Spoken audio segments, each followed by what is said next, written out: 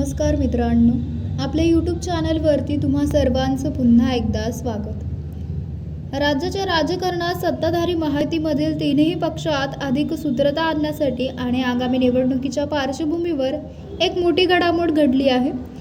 महायुतीत एका उच्चस्तरीय महायुती समन्वय समितीची घोषणा करण्यात आली आहे।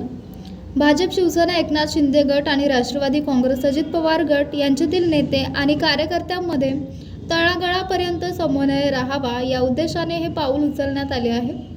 या समितीत कोण कोण असणार याची माहिती आता समोर आलेली आहे।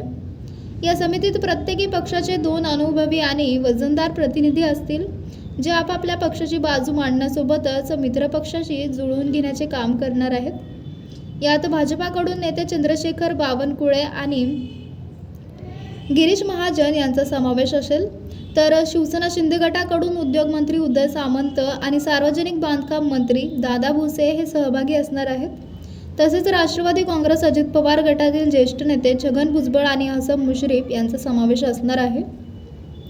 या समितीच्या रचनेत एक विशेष बाब म्हणजे केवळ मंत्रिपदावर असलेला किंवा संघटनात्मक पातळीवर थेट निर्णय घेण्याची क्षमता असलेल्या नेत्यांना प्राधान्य देण्यात आले आहे।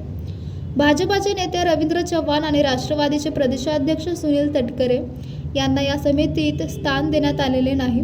प्रदेशाध्यक्षांना पक्षाच्या इतर संघटनात्मक कामात व्यस्त ठेवण्यासाठी आणि केवळ मंत्र्यांचा समावेश करून निर्णय प्रक्रिया वेगवान करण्यासाठी हा बदल केल्याचे समजते। दरम्यान या समितीची दर 15 दिवसांनी किंवा आवश्यकतेनुसार तातडीची बैठक होणार आहे। ज्या ठिकाणी स्थानिक नेत्यांमध्ये संघर्ष आहे तिथे ही समिती मध्यस्थी करेल।